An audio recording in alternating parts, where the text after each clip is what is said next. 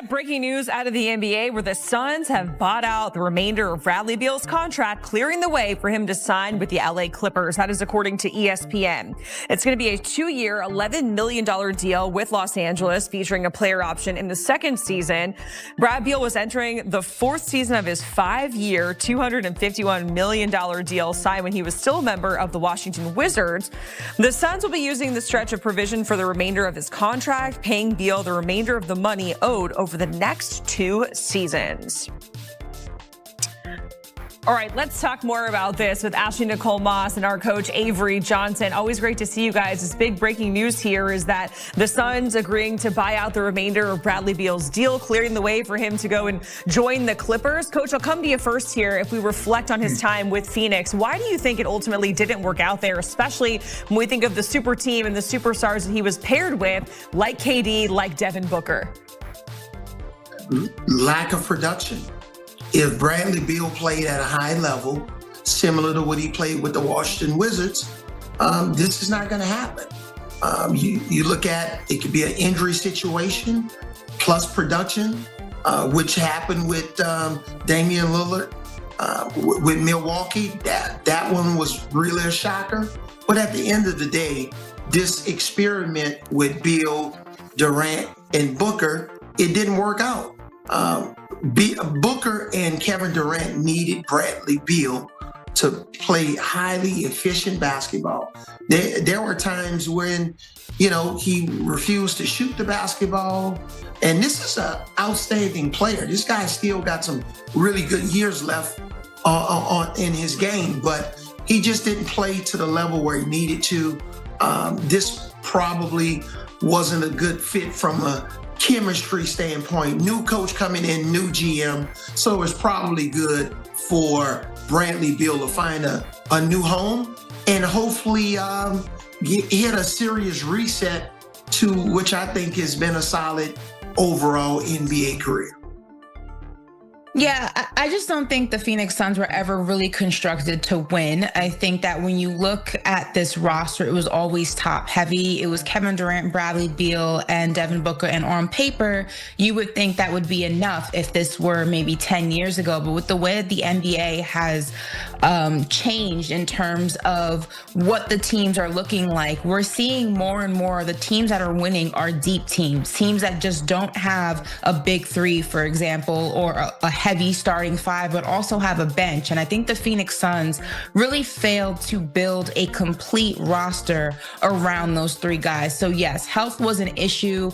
Bradley Beal's health was an issue. It was also an issue at various points of this experiment where all 3 guys were available. It always seemed you got pairings of this big 3, but never the big 3 completely, which really didn't help in terms of building chemistry of a new team. But I just don't think Phoenix ever did a really good job at building a team that didn't rely on 3 guys who were still trying to figure out a way to play together. They tried to cheat the system with a very antiquated ideology of basketball, and it just did not work. And I think that this is the best situation for all parties involved. Okay, so let's talk more. And you know what? One quick thing, and Ashley, you know this, Jacqueline, it got really bad when Mike Budenholzer, who they fired after a year, Frank Vogel, who they fired after a year, benched Bradley Beal. And when you got to bench a player that makes $50 million a year, whatever he makes, that doesn't do well for the morale of the team, and it really affected Bradley Beal's confidence. And let's talk about his new home and that new fit here with the Clippers, because he's going to be there with James Harden and Kawhi Leonard. We've all talked about this so many times, how loaded the Western Conference really is, because, yeah, you have the defending champs in OKC.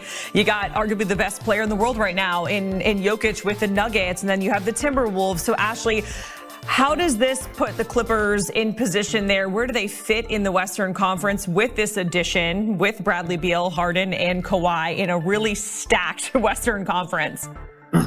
This is absolutely a playoff team, right? But the biggest question mark, and this is for a lot of teams where their big three or their stars are of a particular age, is health.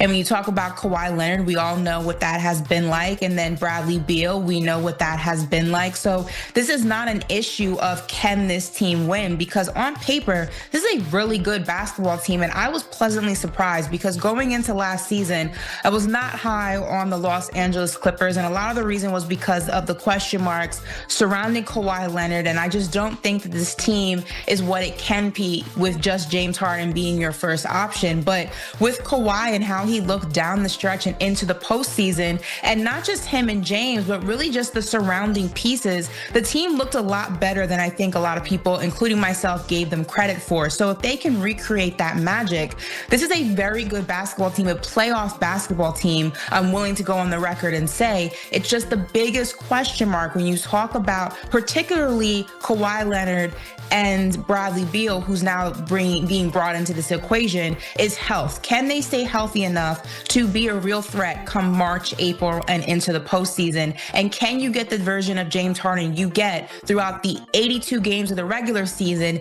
in the postseason? Those are the biggest questions for me going into this new venture of the Los Angeles Clippers. Well, last year, the Clippers started James Harden and Chris Dunn.